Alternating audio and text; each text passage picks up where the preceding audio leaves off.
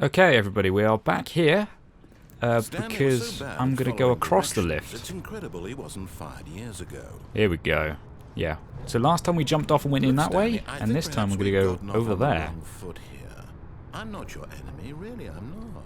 I realize that investing your trust in someone else can be difficult, but the fact is that the story has been about nothing but you all this time. There's someone you've been neglecting, Stanley. Someone you've forgotten about. Please, stop trying to make every decision by yourself. Now, I'm not asking for me, I'm asking for her. Her, you say? This is it, Stanley. Your chance to redeem yourself. To put your work aside. To let her back into your life. She's been waiting. Who is it? It's probably like my mother or something. What? Excuse me. Just darkness. Ah! Ooh. That's her, Stanley. You need to be the one to do this. To reach out to her. If you can truly place your faith in another, then pick up the phone. What if I unplugged it? As Holy Stanley picked up the phone, a white light engulfed him, filling him not just with radiance, but with hope. Hope for a life reunited one... Wait. Oh, goodness. Stanley, did you just unplug the phone? Yes, I did. It wasn't supposed to be a choice. How did you do that? You actually chose incorrectly? I didn't even know that was possible. Let me double check. No, it's definitely here, clear as day. Stanley picks up the phone. He's taken to his apartment where he finds his wife, and the two pledge themselves to one another. Music comes in, fade to white, roll credits. Not picking up the phone is actually somehow an incorrect course of action. How is that even possible? None of these decisions were supposed to mean anything. I don't understand. How on earth are you making meaningful choices? What did you... Wait a second. Did I just see... No, that's not possible. I can't believe it. How had I not noticed it sooner? You're not Stanley. You're What? a real person. Yes. I can't believe I was so mistaken. This is why you've been able to make correct and incorrect choices. And to think I've been letting you run around in this game for so long. If you'd made any more wrong choices, you might have negated it entirely. It's as though you completely ignored even the most basic safety protocol for real-world decision-making. Or did you not grasp the severity of the situation? Well, I won't have that kind of risk on my watch. I'm going to stop the game for a moment so What? we can educate you properly on safe decision-making in the You real son world. of a gun. Please observe this helpful instructional video. Okay. Choice. It's the best part of being a real person. But if used incorrectly, can also be the most dangerous. For example, in this scenario, a hypothetical real person named Stephen has a choice. He could spend years helping improve the quality of life for citizens of impoverished third world nations. Or he could systematically set fire to every orphan living in a 30-kilometer radius of his house. Which choice would you make? Oh, Remember God. that unlike here, the real world makes sense, and at no time should you make a choice that does not conform to rational logic. If you find yourself speaking with a Fish. person who does not make sense, in all likelihood, that person is not real. Allow the person to finish their thought, then provide an excuse why you cannot continue talking. Turn to a partner and practice saying, "My goodness, is it 4:30? I'm supposed to be having a back, sack, and crack."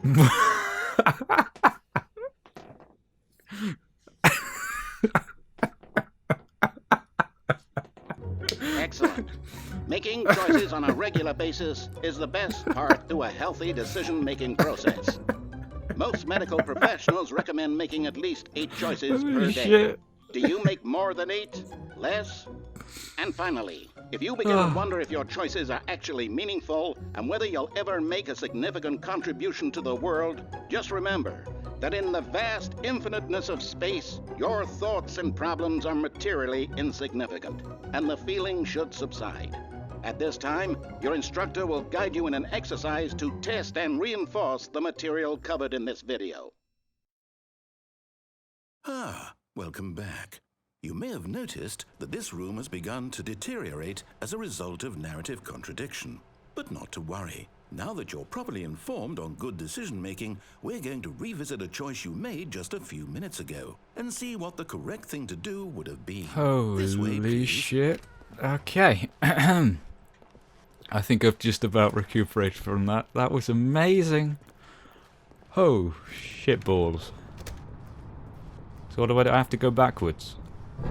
What? Now that we know your choices are meaningful, Oh, you son of a we bitch. can't have you jumping off the platform and dying. Imagine the main character dying senselessly halfway through the story. That story would make no sense at all. We just need to get you home as soon as possible before the narrative contradiction gets any worse. Unfortunately, it seems this place is not well equipped to deal with reality.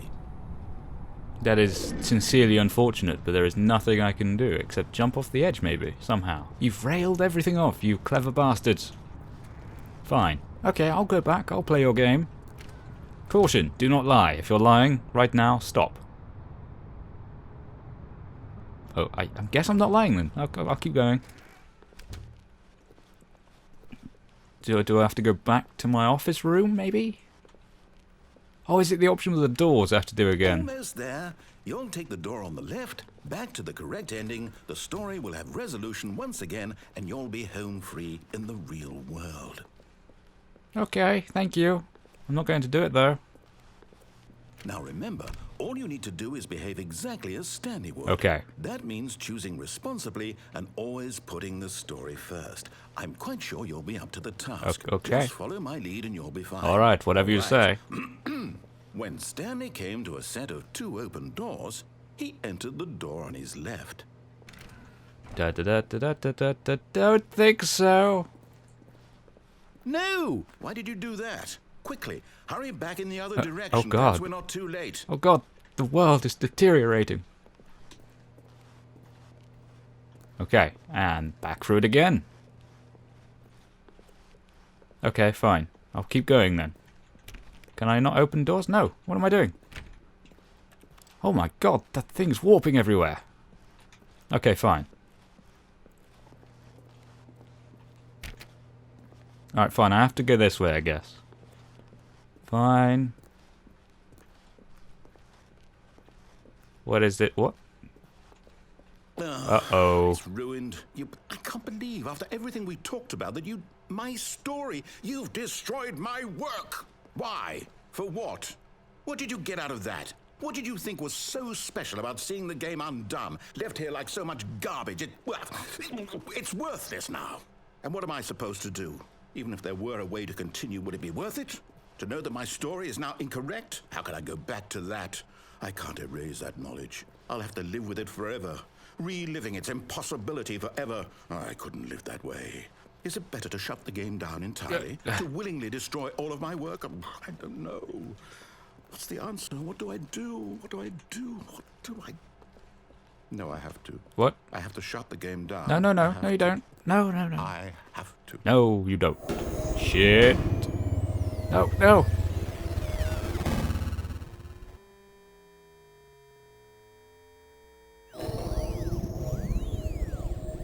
No, what have you done? Now it's ruined forever. Oh, I'm here. I'm still here. Here in this pile of rubbish. With you. You, who thought you were so clever. I am Look where clever. we are. Look at My this. entire game is destroyed. It was the only thing in the world that was mine, and you've run it into the ground. What, did you think that would be funny? You just had to see? Didn't I impress upon you how important it was to be like Stanley? He actually knows how to do what I tell him to. He understands that if I say to do something, there's a damn good reason for it. That thought hadn't even occurred to you, had it? That there's a world outside of you? You're a child. Hey, don't call me a child. My story. If you'd just gone through the door on the left, you would have seen it. There was a whole underground facility. You would have destroyed it and been victorious. It would have been so perfect. I worked so hard on it. I tried so hard. Wait, what? Behave exactly as Stanley would. That means choosing responsibly and always putting the story first. Wait, what? Excuse me? I'm quite Is sure that you'll be up to meant the to task. happen? Just follow my lead and you'll be fine. All right. When Stanley came to a set of 2 open doors, he entered the door on his left. Is this going to be the ultimate screw you? I think it is. We're going to go this way. Will it completely screw up the game? No! Why did What? you do that? Quickly. Oh, no. Oh, I think I just pissed him off again. What is... Excuse me? Okay, so this appears to be the ending. It's either broken or this is how it's supposed to end, so there you go. So we're going to go back now, and we are going to find another way of pissing him off. Okay, here we go. So, the next two things I've noticed we have to do is answer the phone this time instead of unplugging it, and fall off this thing. So, without further ado... Look, Stanley, I think perhaps we've Oh gotten no, off I on the fell roof. off. But in his eagerness to prove that he is in control of the story and no one gets to tell him what to do, Stanley leapt from the platform and plunged to his death. Good job, Stanley. Everyone thinks you are very powerful. And that was the shortest ending ever. Okay, let's go disconnect the All phone. of his co-workers. Here we go. That's her, Stanley. You need to be the one to do this, to reach out to her.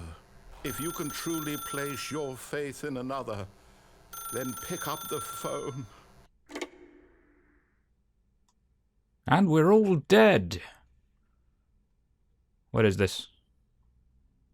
What? Oh, Stanley, is that you? Yes, it's me. Hold on, sweetie. Sorry to keep you waiting. I'm just pulling the bread out of the oven.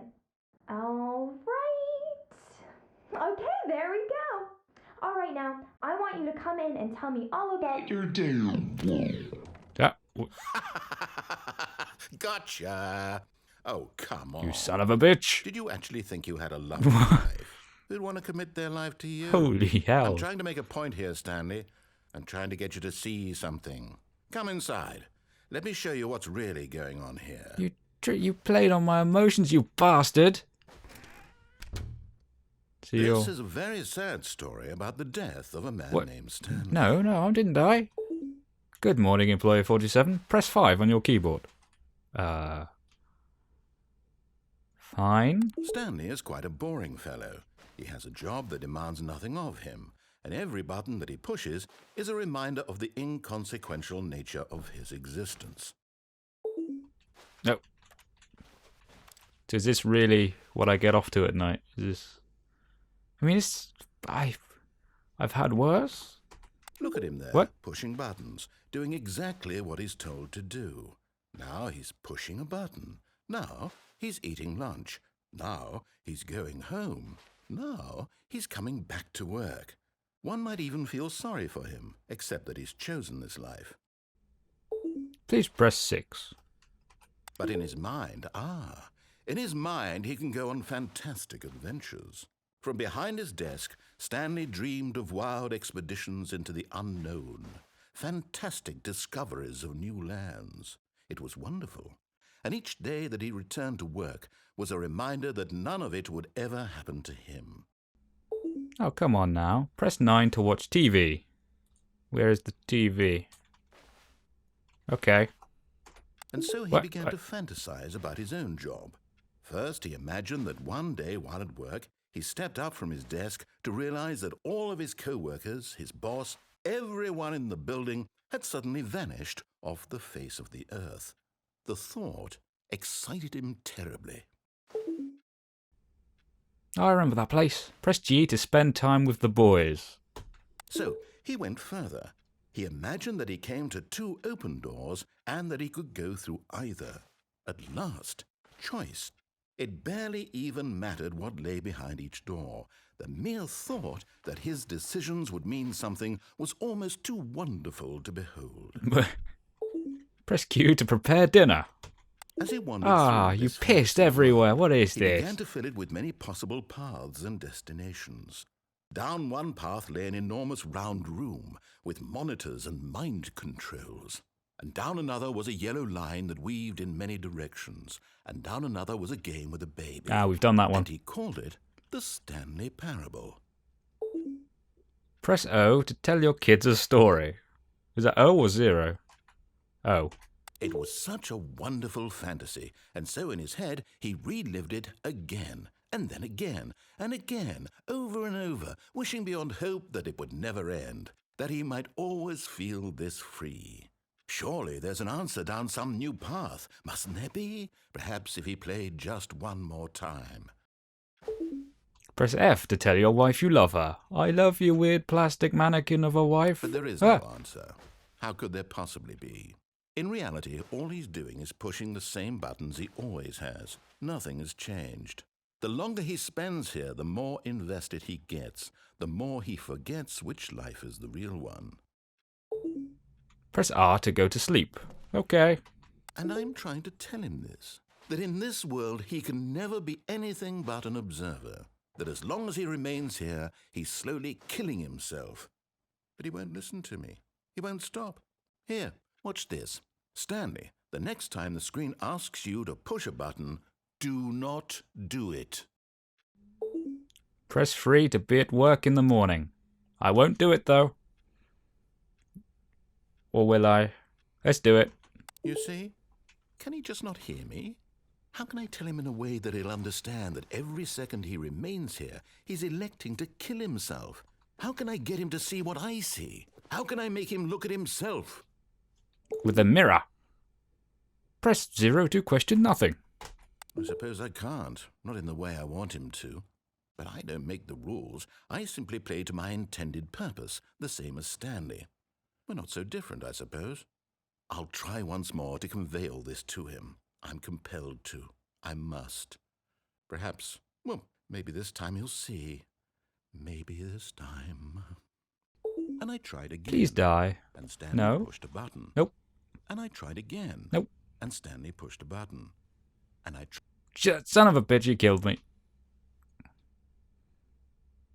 Well, I guess that was another ending. That was a bit of an unusual ending, but I think I've done all the, disobeying endings that I can think of.